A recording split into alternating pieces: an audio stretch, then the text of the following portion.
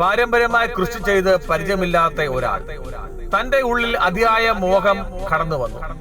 കൃഷി ചെയ്യണമെന്നായിരുന്നു അദ്ദേഹത്തിന്റെ മോഹം. അദ്ദേഹം ഒരു സ്ഥലം വാടകയ്ക്കെടുത്തു. തനിക്ക് അറിയാവുന്ന രീതിയിൽ എന്തൊക്കെയോ കൃഷി ചെയ്യാൻ തുടങ്ങി.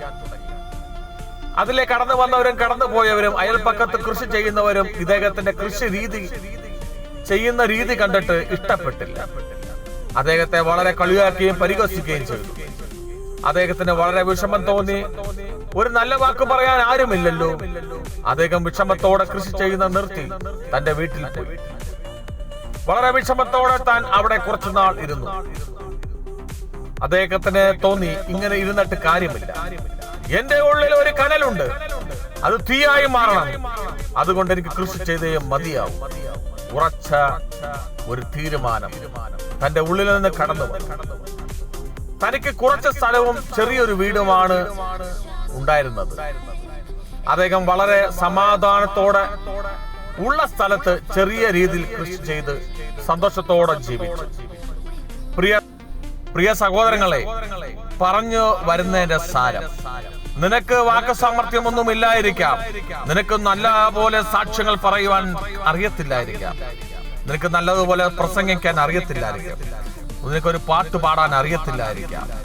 ഇതെല്ലാം നീ ചെയ്തപ്പോഴെല്ലാം നിനക്ക് കളിയാക്കലും നിന്നയും പരിഹാസമാണ് കിട്ടിയെങ്കിൽ നീ ഒന്ന് ഓർത്തു കേൾക്കുക. വലിയ കഴിവുള്ള രാജാക്കന്മാരെ സിംഹാസനത്തിൽ നിന്ന് വലിച്ചിറക്കി കാട്ടിൽ ആടിനെ മേയിച്ചു കൊണ്ട് നടന്നവനെ പിടിച്ച് സിംഹാസനത്തിൽ ഇരുത്തിയ ദൈവമാണ് നമ്മുടെ ദൈവം. ഈ കാലഘട്ടത്തിൽ വാക്കുസാമർത്ഥ്യവും കഴിവുള്ളവനെ പിടിച്ചുയർത്തുമ്പോൾ ഒരു കഴിവുമില്ലാത്തവരെ ഒരു മൂലക്കിരുത്തുന്ന കാലഘട്ടമാണ് ഇപ്പോഴുള്ള കാലഘട്ടം. തമ്പുരാൻ യേശുക്രിസ്തു ഈ ഭൂമിയിൽ കടന്നു വന്നപ്പോൾ ഒരു കഴിവുമില്ലാത്ത മുക്കുവന്മാരായ വ്യക്തിജീവിതങ്ങളെയാണ് ശിഷ്യന്മാരായി തന്നോടെ ചേർത്ത് നിർത്തിയത്. ഈ കാലഘട്ടത്തിൽ കഴിവും വാക്കുസാമർത്ഥ്യവും അന്വേഷിച്ച് നടന്ന് അവരെ ചേർത്ത് നിർത്തുന്ന കാലഘട്ടം, കഴിവില്ലാത്തവനെ വേണ്ടാത്ത കാലഘട്ടം. എന്നാൽ നിന്നെ തമ്പുരാന് വേണം, യേശുവിന് വേണം.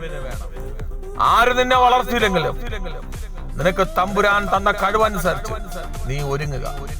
നിനക്കറിയാവുന്ന രീതിയിൽ സാക്ഷികൾ പറയുക, അറിയാവുന്ന രീതിയിൽ ദൈവത്തെ മഹത്വപ്പെടുത്തുക. നിന്നെ ആരും അറിയത്തില്ലായിരിക്കും, എങ്കിലും യേശുവിന് നിന്നെ അറിയാം. ഈ യേശുവിനെ മുറുകെ പിടിച്ചുകൊണ്ട് മുന്നേറാം. നിനക്കുമുണ്ട് ഒരു പ്രതിഫലം ഉയരത്തിൽ നിന്ന്. സങ്കീർത്തനം 126:5. കണ്ണീരോടെ വിതയ്ക്കുന്നവൻ ആർപ്പോടെ കൊയ്യും. ഈ വചനങ്ങളാൽ ദൈവം ഓരോരുത്തരെ അനുഗ്രഹിക്കുമാറാകട്ടെ.